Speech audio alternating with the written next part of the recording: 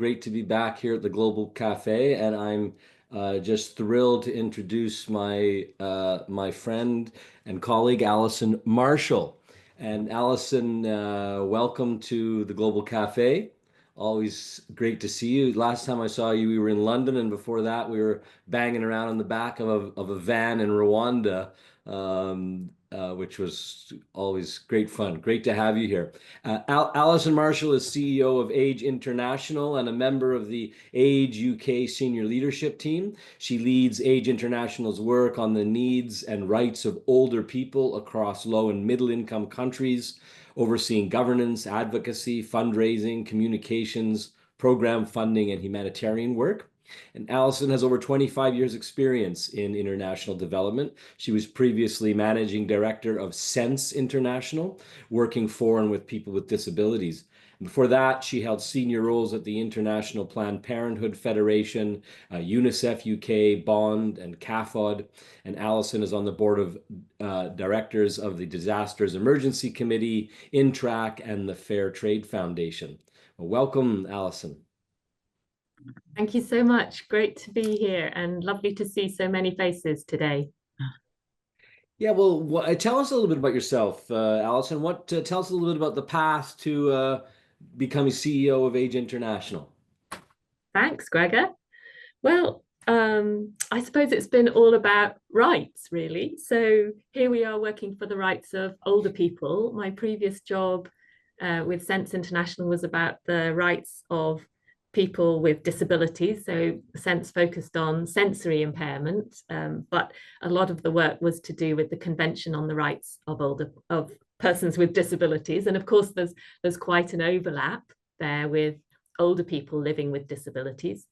And before that, when I was at the International Planned Parenthood Federation, that was all about sexual and reproductive health and rights and gender rights.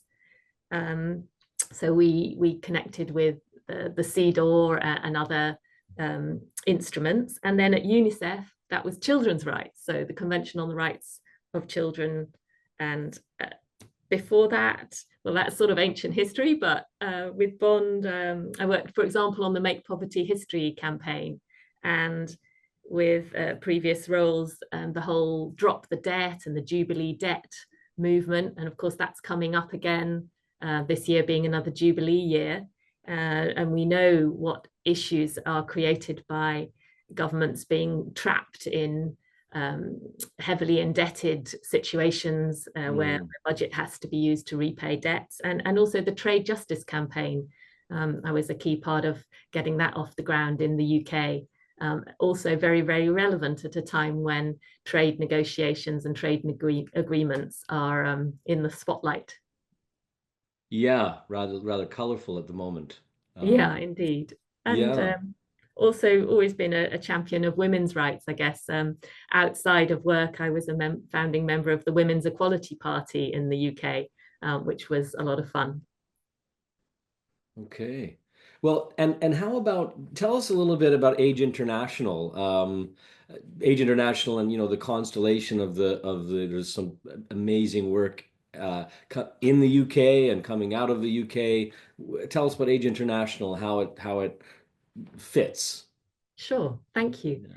So we're the UK member of, I'm very proud to be the UK member of the Help Age Global Network. So of course, Help Age works across around 100 countries around the world, has around 200 partners, and we're the UK member of that.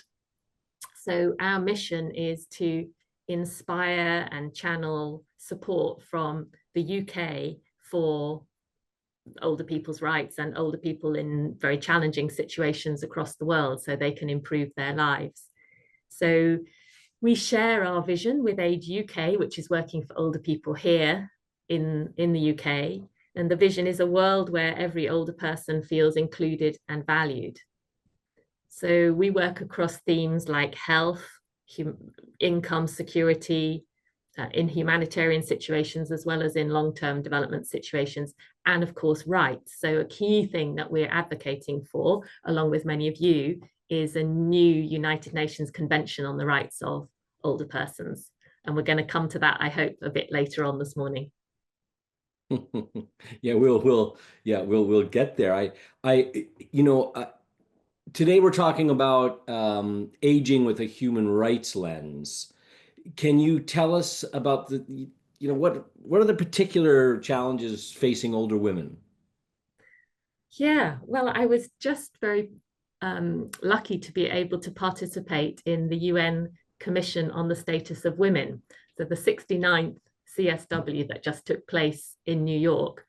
And that was fantastic for getting a dose of feminist solidarity at a time when women's rights, amongst other rights, are facing pressures and challenges internationally. So it was quite strange to be in the US and have such a strong sense of women's rights activists and advocates from all over the world coming together. And that's just 30 years after isn't it also is the 30 years of the Beijing Declaration and the platform for action as well, yeah? Exactly right. So the focus for the Commission on the Status of Women was what's happened since the Beijing Declaration and Platform for Action that was agreed in 1995.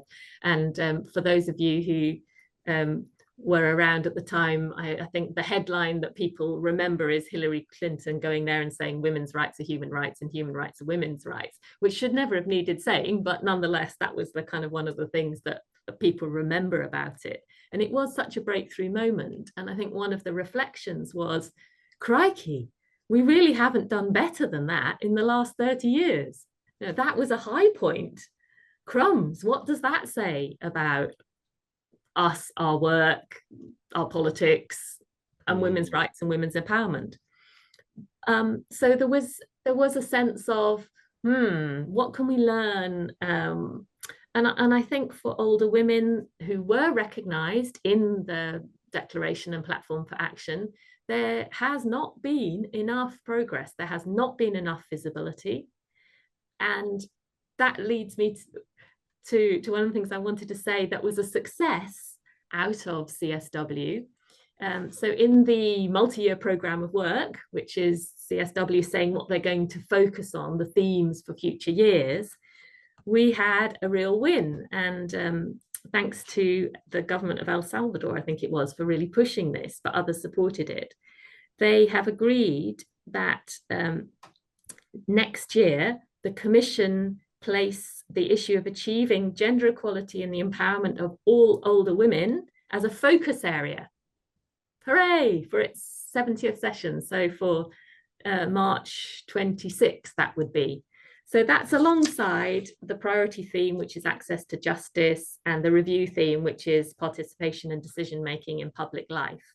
But to have this focus area on older women is something we've been asking for decades. I mean, that's hooray, an amazing recognition. So that gives me hope. But I can't deny that CSW was difficult. So one of the outputs, along with that plan of work, was what they called a political declaration, which was agreed by the member states there. And the US had a very powerful influence on what was and was not included in that political declaration. So, for example, there was no mention of the word gender. There was no mention of sexual and reproductive health and rights. And there were several aspects of the text which the US said made it impossible for them to support the declaration. So they talked about the US using clear and accurate language to recognize women are biologically female and men are biologically male. And they regretted the lack of precise terminology. So that was around gender. They also didn't support the right to development. They do not support, and indeed they denounce, the Sustainable Development Goals and no longer reaffirm them. And they also did not support the reference to climate change in the declaration. So I think those are all interesting pointers as to challenges that we face as we go forwards. yeah, that was quite sobering. So well, we'll come back to to CSW in a minute. I just wonder if we could talk a little bit more about, human rights from a human lens, like around the particular challenges that women face, Yeah, sure. and older women in particular, Yeah, Alison. thank you. I'd pull out 5 points. So for a start, we need better disaggregated data because very often there isn't even the data on older women. If you just take one example, demographic and health surveys, they stopped collecting data on women age 49. So we don't have that kind of health data that we would want to see on older women. And even when data is collected, it's often over 60 or over 65. And it's very different to be 65 to being 85. So we need to do much better with government statistical offices and censuses and UN surveys to get better disaggregated data. We all know that older women's workforce participation and their incredible contribution in terms of unpaid care is unrecognized and uncounted, and that needs to change. We need to know why older women are more likely to be living in extreme poverty. And that's in all countries of the world. That's in the UK too. We don't have enough data on that. We need to understand better the extent of domestic and sexual abuse faced by older women, because again, that very often falls through the gaps and isn't seen. And inadequate data was one of the things recognized in 1995 in Beijing. And still, we're fighting for better data. The second thing I'd say is around pensions, because income security is a huge challenge for so many older women. But yet we know that when older women do receive pensions, social pensions, I'm talking about here state pensions rather than necessarily, private. When they do receive a pension, their whole family benefits as well as the older women themselves. They're able to stay healthier longer. They can invest in small businesses. They can act as agents of change. But we know that internationally, only about 8% of inverted commas working age women in low and middle income countries have any kind of a pension as compared to 20% of men. And if you just take Ethiopia as one example, 1.5% of older women receive some kind of pension benefit there. That's wow, that's shockingly low. But in the UK too, we know that older women are less likely to have private pensions because of women's work patterns and the time they take out for unpaid care. And even if they do have a private pension, it's on average 35% less in terms of the amount than men.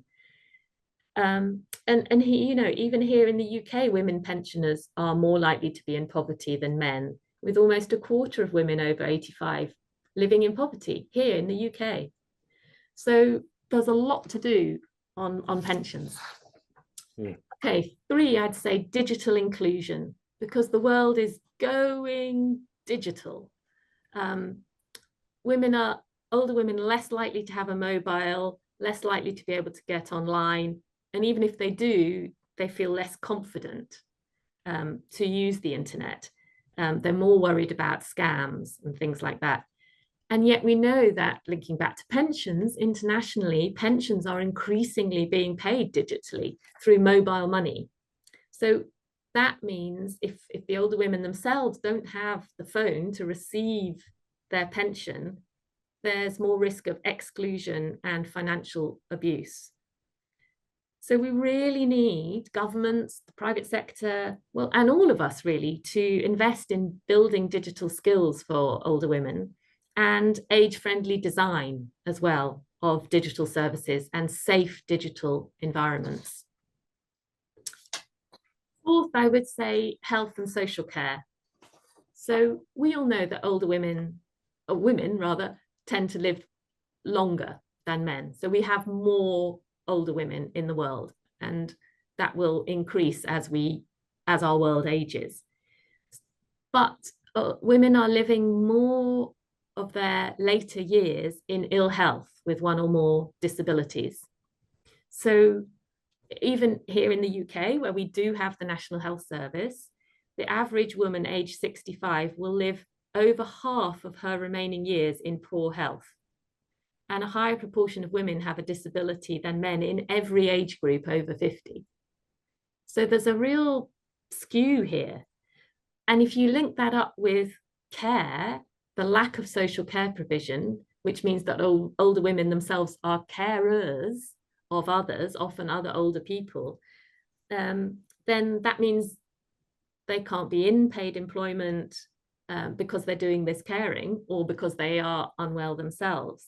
So we really need better investment in social infrastructure around health and social care. And we need that everywhere, as well as supporting women's economic empowerment by enabling women to work into later age. And then fifth, I would bring it back to the convention. We need to recognize the rights of older people. Ageism is a massive barrier to opportunity worldwide. And in the UK, age is recognized as a protected characteristic, but somehow it seems to be the least visible.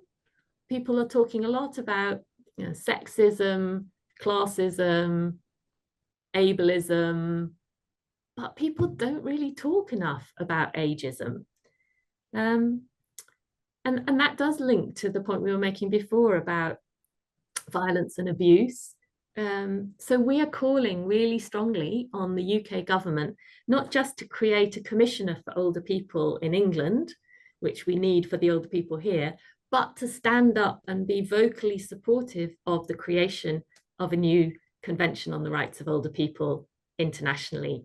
And we're going to talk about what's been going on in Geneva at the Human Rights Council. Yeah, well, we were you and I, we waved at each other in the airplane as I was headed to Geneva and you were headed to New York. So I was just there, had the privilege of being there in Geneva for the 58th Human Rights Council, as working with so many colleagues and friends, and particularly GARAP, the Global Alliance for the Rights of Older Persons, and the team and all of our friends. It was extraordinary to be together there and to see our colleagues. It's just such a privilege. Their focus, their intent on working with working on this issue for so many years. We had 14 years of the open-ended working group that was in New York, that was recognized that there were gaps in the rights of older people. So it went to the Human Rights Council, and a motion was tabled. We strongly led by Slovenia, Argentina, as well, the Philippines, Brazil, and they've tabled a motion. So right now there's a resolution that's been tabled for the elaboration of a legally binding to create an intergovernmental working group for the elaboration of a legally binding instrument on the promotion and protection of the human rights of older persons. Now, that resolution was just adjusted, I believe, even last night. So that has changed. So what happens now is that next week, Wednesday to Friday, I believe there'll be some further deliberations, and what we hope is that the motion will be adopted. It'll either just pass without a vote, or it may have to go through a voting process. But fingers crossed. I think everyone's feeling good. We don't about it. Things can change, as you know, so quickly, but it's a real historic moment for us all, and a real threshold that we're participating in. And again, that the leadership of GARAP and it's been so important to have those CSOs present. And I can see there's so many here on the call today. I see Margaret Gillis is with us, Alejandro, well, Cynthia Stewin, of course, and so many others, Francis, Zonadin, and gosh, I don't want to name too many names because I'm sure I'll forget people. That's who's sitting on my screen in front of me right now. But there's been so many hands and hearts working together on this for so long. So I'm sure some others will be able to comment on this as well when we move to our questions. So an exciting Yeah. moment for us, Alison. I know, I feel like I'm watching a kind of football match, except it's extended over a couple of weeks. And I get these updates from Ken going, wow, Australia just said they would support. And it's like, Yeah. goal, goal. And it really feels nail biting. Yeah, it is. And then there's a few, maybe a few less positive comments from time to time that circulate around when, oh gosh, who said that or why'd they say that? Yeah, it's very much like that, because we're all watching and yeah, Yeah. it's Yeah. very, very exciting.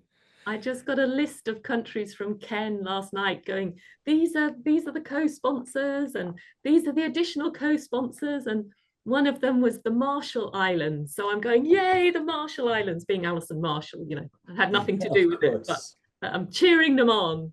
Of course. Yeah, excellent. Well, and I know, the civil society is such an important voice. It gathers the voice of older people themselves and it's so important for us. We can't understate that. And so all of those agencies and individuals and people that even out of their own pockets, their own expense are supporting this work. It's just so important. We can't understate that. Absolutely. So, we kind of see, we're hoping, fingers crossed, of where we're going to roll now. Hopefully, it'll move forward. We'll start building out this working group, intergovernmental working group, to start drafting and designing what a convention. What do you see as next? Back to CSW. Where are you seeing what's next? Where do you see the next 5 years going for older women and CSW? What? Well, thank you. I guess in a way they're intertwined because it's all about the rights of older people. So, I mean, in terms of CSW, we've got this multi-year program of work. So we'll be really focusing on that focus area for older women next year within the review themes, and then in future years. Let me just find the program of work. We've got care coming up. So that's 2028, recognizing and strengthening care and support systems to achieve gender equality and the empowerment of all women and girls. So that's going to really be important for older women, both as caregivers and as care receivers. And in terms of 2027, we've also got climate change and disaster risk reduction there. That's really important. Older women are one of the groups very much at risk when there are humanitarian and natural disasters and climate induced floods, droughts, extremes of heat. We know older people are at high risk of dehydration, of not being able to regulate the body temperature in the same way, so at risk when it gets extra cold or extra hot. So plenty to look at there. And then in terms of the issues that I was speaking about before, I think those all overlap with what we would want to see as topics that would be drafted for a potential new convention. So there's a big gap in terms of a lack of universal prohibition of discrimination on the basis of age. We'd want that addressed in the new convention, but it would also be very relevant for older women. There's the right to autonomy, independence, and freedom of choice. That's got to be at the heart. Obviously, freedom from violence, abuse, neglect, and exploitation. And that, again, chimes with some of the themes that will be coming up in CSW. We need income security, like I was saying before, in terms of pension provision, and the highest attainable standard of physical and mental health. linked as well to long-term care. I think those would be 5 really, really critical areas of a new convention. And they're crucial for older women's well-being too. So, I mean, we'll continue to talk about the impact of accumulating discrimination and inequality on women through the life course, which ends up meaning that older women are facing just so many challenges and barriers. And I think there's going to be plenty of opportunity to join with allies in the women's movement and other women's rights activists to make older women more visible as part of what they're doing, as part of the women's rights movement, because we're stronger together, right? Our movement and the women's rights movement, when we work together, we are louder. And all of that needs to center the voices of older women and older people themselves. Excellent. Yeah. Well, we talked a little bit about civil society, their involvement and support and inclusion. Shmuel asks, what's the role of governments and authorities in effective protection on the rights of older women? Well, governments which have ratified CEDAW, it's all set out there, the Convention on the Elimination of All Exploitation and Violence Against Women. It's set out in the declaration there. But I think what our role as civil society is to hold governments to account for the promises that they've made. They seem to manage to get away with all sorts of things. And who is there apart from us to make sure that this is in the media, that our elected representatives are aware of where governments are reneging on commitments or just not delivering where they need to be. We see this all the time in the UK. Age UK colleagues have been fighting on all sorts of fronts around pensions, around disability benefits. These are things that we thought we had won, and yet the current environment seems to be rolling back from them. Yeah, I mean, it's just to note that even the Declaration of Human Rights really speaks so broadly, and yet we discover over time that we need these more focused instruments to address specific issues to hold countries to account. Even Canada, which has a very robust, one of the most robust, the Charter of Human Rights and the Canadian Charter, Section 7, even names older people, and yet it's it has no teeth. It's unenforceable. It doesn't have any ability to really make impact addressing things like ageism and the human rights of older people. So that's the value of, I think, of having a convention is that it draws more closely and gives us the more specific language and tools to hold governments to account. So, and again, that's, I think, speaks to the reason why we need to work together as civil society and government, as you said, holding them accountable and working together to find the right policy frameworks to be able to address so many of these issues. Another issue that came up in the chat is Peter Lindley asks if you could comment a little bit on older women and domestic and sexual violence. And maybe even from a policy perspective, what are maybe even frameworks that can help address those issues? Yeah, thank you. Just to link back to what you were saying about holding to account, and then I'll move on to that.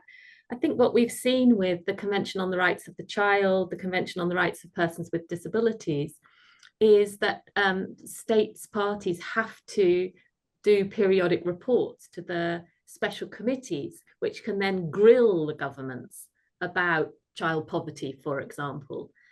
But without a convention and without that kind of specialist committee to hold them to account, and without the reporting mechanism, as you say, governments are even less accountable when it comes to the rights of older people. So again, with a convention, we would hopefully generate more pressure, more accountability through the periodic reporting, because we all know that the voluntary national reviews don't mention older people. Right. They're just invisible, as usual, again. So in terms of sexual abuse and domestic violence, yeah, what we see is that the data isn't there. And that can be because it isn't being collected, but it's also to do, I think, with stigma and sort of a sense of shame, and older women not wanting to speak out about it, or not even sometimes having the language or the recognition that what they are experiencing would be classified as domestic abuse or sexual violence. So there's definitely underreporting there in our country. And then if you look internationally at some of the horrendous things that are happening in DRC, for example, we've seen that hospitals that collect data on survivors of sexual violence, actually older women are overrepresented in terms of the survivors compared to the numbers in the different age groups. But somehow when people think about prevention of sexual violence, it seems like they think about adolescents and women of reproductive age and not older women. So I think the first step is to even get the visibility that older women are experiencing domestic and abuse and sexual violence in conflict in the home and in conflict situations around the world. I mean, it's happening right now. We're seeing it in Ukraine. We're seeing it in all the places where there's conflict at the moment. So we really do need to see why, as it's in the chat, why CEDAW doesn't have more teeth. That's about the elimination of discrimination against all women and against violence against women, but it's not getting traction as it needs to. And then I think there's also an issue with local governments who have a responsibility here in the UK for provision. Again, not older women falling through the gaps. I think that's how I'd sum it up. Yeah, falling through the gaps and not having enough teeth in terms of accountability. Yeah. Okay. Well, Cynthia Stewin, IFA's representative to the UN in New York. She has a question. Go ahead, Cynthia. Well, thank you so much for your succinct summation of all the issues. It's just delightful to hear you, and I'm sorry I missed you in New York, but I want to just sort of take a get your global take on, do you have any, or have you seen any true models of how a community is overcoming the ageism successfully? Because I truly believe it's a life course issue, and not one that we just solve at the end of, now that there are so many more of us. And I think backing it up and how we can contribute as older persons right now to helping to set that stage to overcome. But you have a broader, broad perspective. I'd really welcome your thoughts on that issue. Wow, thank you very much, Cynthia, and for all your amazing work over so many years. Thank you. Lots to say, but three things spring to mind. One of them is the Age-Friendly Cities and Communities framework, which the World Health Organization supports and endorses.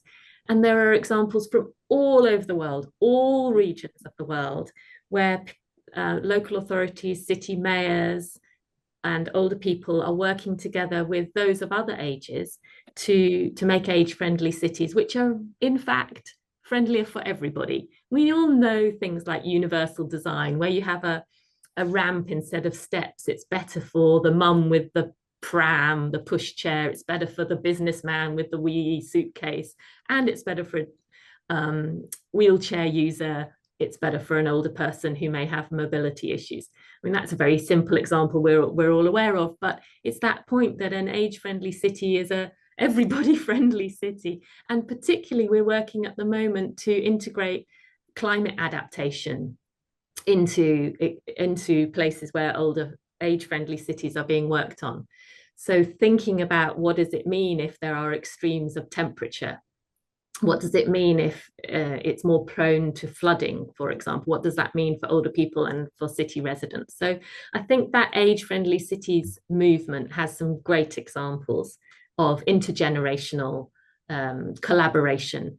And we've seen as well examples from Zambia working with HelpAge, where an intergenerational approach to climate response is more powerful because there's a lot of energy coming from the young people, but there's a lot of wisdom, there's a lot of indigenous knowledge, there's a lot of understanding of the old ways of doing that the older people are able to bring in. Then the other thing I wanted to talk about were older persons associations, older people's associations. And again, HelpAge supports those all around the world. And I've had the privilege to visit older people's associations in a few places, in Vietnam, in India, and in Tanzania and in Rwanda. And every time I visit an older persons association, I'm blown away by the power of the association to do multiple things. So there are things like in India, they have very successful saving and loan schemes where older people contribute a small amount and then they're able to take out and borrow for livelihood opportunities or for a health emergency. Really successful. Other places we know that older people, like in Vietnam, they organize, oh, who's not so well, who needs somebody to go and visit, do some shopping, do some cleaning, do some support to get that older person back to full health. So that kind of community shared care and bringing in younger people to help with that too. And then I remember a fantastic visit in Tanzania where the older people were doing healthy aging exercises and they all gathered at the kind of local authority, like town hall place, except it was in a village, early in the morning, and we joined them. And then they jogged through the village in flip-flops or whatever, but jogging, and it was quite a long way. And as they were jogged en masse, and we're talking like 30, 40 people, older people together, they were singing all the way through the village. And the song they were singing was all about older people and we have the power and, you know, we are contributors. So nobody in that community could fail to sense the power of the older people together. It was so powerful. The voices raised, the energy, the movement of this crowd of people through the village. And we went to the football field and we did our stretching and touched our toes and all of that. And then jogged back again through the village, again singing. And then they met with elected representatives and they were going, what's happening about the healthcare? What's happening about this? What's happening about that we spoke to you about last time? It was a fantastic display of solidarity and power and advocacy. So all power, I think, to the elbow of all the older persons associations out there across the world. Amen. Yeah, awesome. That's beautifully said, Alison. Thank you. I wondered if we might if Frances there's been a little bit of in the chat on CETA, and you know, I wonder, Frances, if you could comment on that, but maybe you could just say a word about, you know, what a convention actually does. I mean, you make a note here that you know, it does, although it can provide guidance, but general recommendations of conventions are not legally binding. Could you just maybe comment on that for us? Well, yes. Thank you, Gregor, and hello, Alison. Lovely to see you again. Yeah, so conventions are legally binding instruments. And as Alison had already pointed out, member states who ratify conventions, which means that they sign on and they make it effective and in force, those governments have to report on a regular basis on what they have done to uphold the elements of the convention. And many conventions have additional add-ons, which are called general recommendations. And for CEDAW, actually, I think there are about 39 general recommendations at the moment, pretty high, covering a whole lot of issues, including General Recommendation 27, which is on older women. It was amazing, and I think some of the people who worked on that, Judy Lear and Fergus Begum, are actually attending this meeting, I think, who worked on that, and provide guidelines on how to treat older women. But general recommendations are not legally binding. Member states are not required to report on general recommendations. Very often at the national level, when there are court cases, general recommendations are used, but member states are not required to report. So, and of course, the convention that we want for older persons covers men as well. So it's not just about older women. I'm sure that the general recommendation of CEDAW in part will provide input into the Convention on Older Persons for men and women. I hope that explains it. Yeah, It's a sort of that's legal mumbo jumbo. but it's important. I mean, it is. I think it's helpful for everyone because some of the it is this work with the UN at the global level is very technical, and sometimes the terms and phrases it's just helpful to have an understanding of how we structure them. I think Alejandro, you had a comment you'd like to make. Alejandro, we're going from Francis in New York over to Alejandro in Geneva, who was with us there. Alejandro? Yes, thank you very much, Gregor, and thank you very much, Alison. I would just like to build on what Alison mentioned as a football match. And I think that we're having a match. We're having a match, and that's the good news. And I hope that we're going to celebrate next week the adoption of the resolution. But that only means that the match will start. The bad news is that we're facing the Real Madrid or a Champions League football. And we have to be extremely careful, because when we have been lobbying and getting in touch with all the supporters here in Geneva, they are supporting the global idea. But in many cases, I feel that they are drawing a different elephant. Some say it will look like the trunk. It would look like the legs. It would look like the belly. It would look like the ears. It would look like the tail. So I really think that our job and the hard job starts now. Social Security, we have to have a good convention, not a washed down convention or a Frankenstein convention where gender, as it was mentioned, SDGs, development or climate are not mentioned. I think the real job starts not with the match. The match starts next week. But our influence, our getting together,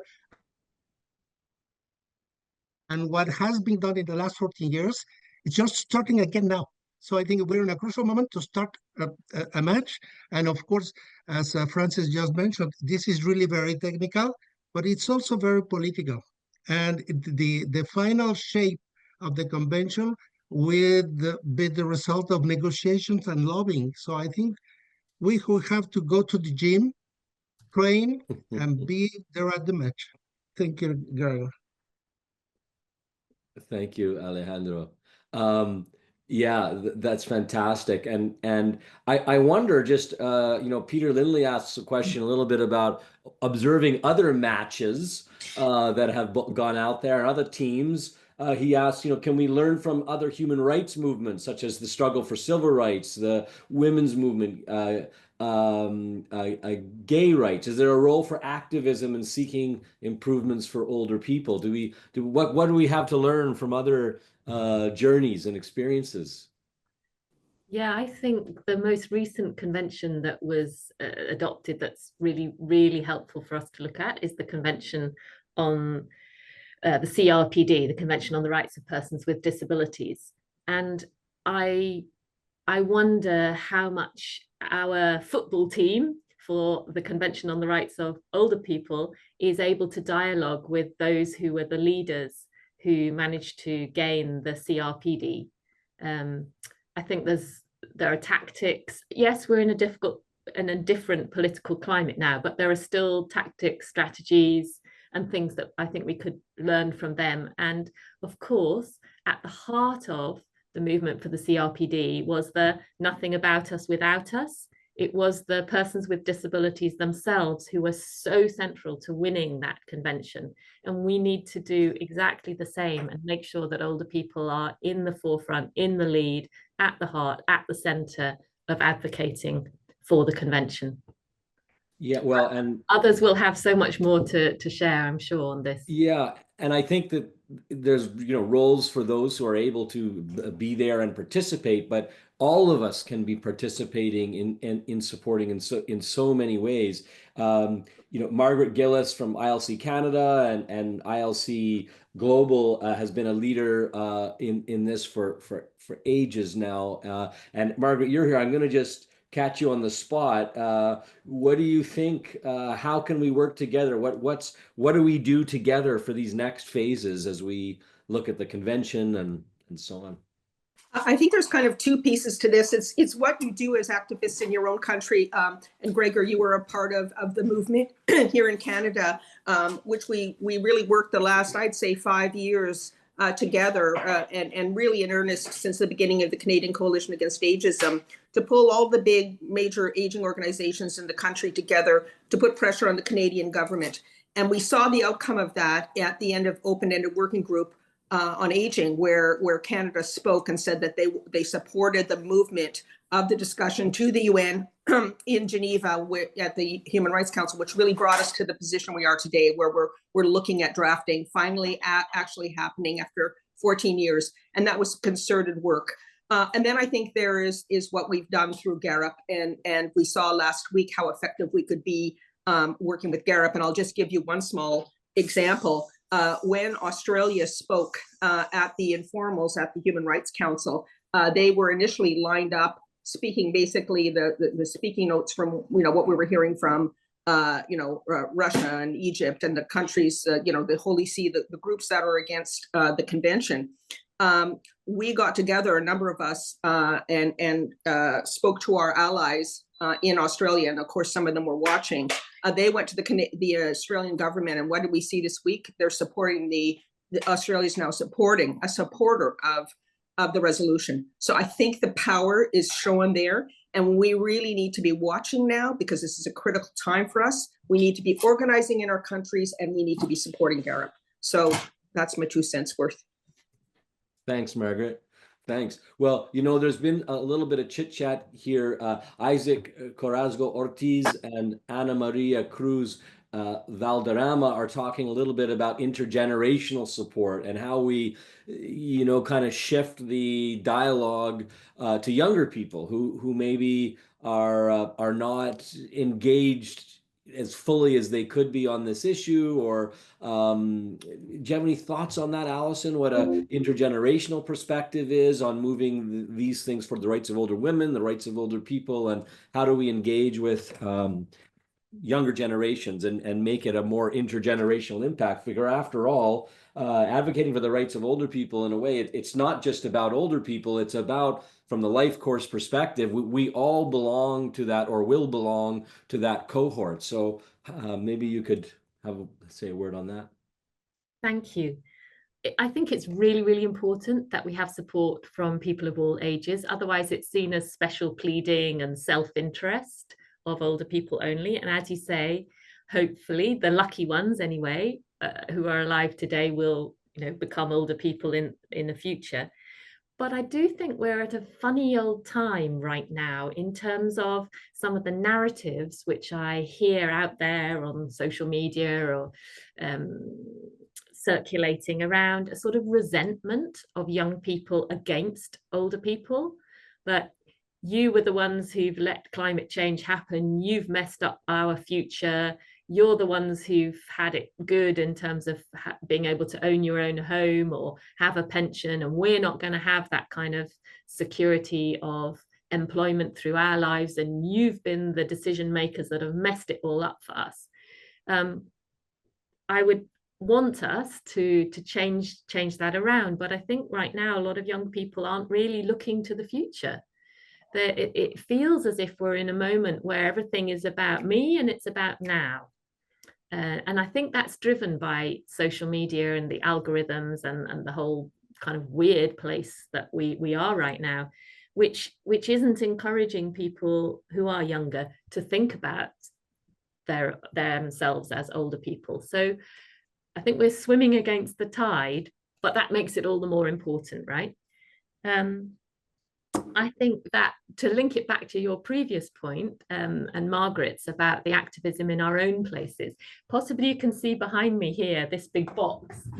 So this was our hand-in to our Foreign Secretary, David Lammy, of 30,000 signatures on an open letter that said, we need you to support a convention. We need the UK to stand up for a convention. And a lot of those signatures came from people of all ages. And we got 645 MPs, members of parliament, being contacted out of 650. So pretty much 100% of members of parliament were contacted by campaigners in their constituency saying, we need you to tell the Foreign Secretary to support a convention. So we can build solidarity. We can activate people of all ages behind this. Because even if people aren't older themselves, many of them are caring for older parents or see that coming, particularly women. Yes, they're caring for the kids, but they're also caring for their older mothers or fathers or both. So there is a sense of, even if it's not for me when I'm older, it is for members of my family. I think we can do that if we find the right mechanisms to engage people and make it something they can connect to. Well, thank you, Alison. We're obviously just scratching the surface here in our global cafe. It's just been a delight to have you. Lots of exciting discussion, and really, as we're noting, we are at this crucial time. We need everyone to be engaging on this issue, and let's see what's going to be happening for the convention the next few days or next week, and also on the work forward following CSW. Very exciting times where we all need to be engaged. Do you have any last words you'd like to say to wrap up before we close our session for today? Is there any last word with you? Thank you. Well, I came across a quote yesterday and I'd like to share it. It's by a man called Howard Zinn, and it's actually from 1980 and a book called A People's History of the United States, but it's not about the US. He said, "To be hopeful in bad times is not just foolishly romantic. It is based on the fact that human history is a history not only of cruelty, but also of compassion, sacrifice, courage, and kindness. If we see only the worst, it destroys our capacity to do something. If we remember those times and places where people have behaved magnificently, this gives us the energy to act and at least the possibility of sending this world in a different direction. The future is an infinite succession of presents, and to live now as we think human beings should live, in defiance of all that is bad around us, is itself a marvelous victory." So my invitation is that we all continue to live as if we will succeed in getting a convention, and we will succeed in making life better for all older people. Thank you very much, Alison. Alison Marshall, Age International. It's been a privilege and a joy to have you with us here. I look forward to engaging with you again. Age International is a member of the IFA, and we're very proud to work closely with you and be inspired by your leadership, Alison. Thank you. Everybody, next week we will be joined by Professor Don Skelton, Professor of Aging and Health, Aging Well Research Group, and the Research Centre for Health at Glasgow Caledonian University. Falls are preventable, but we can do better. A discussion about evidence implementation and behavior change support. So we look forward to seeing you next week, and we also look forward to seeing you in Cape Town, South Africa in September. We're coming in on our closing early bird special to get signed up, submit your abstracts. Really look forward to seeing you there and seeing you next Friday. Thanks to all our great participants and all of you being here today. And again, thank you to you, Alison, and your inspiring work. Thank you to you. Thanks, Gregor. Thanks, Luana. Thanks, everybody.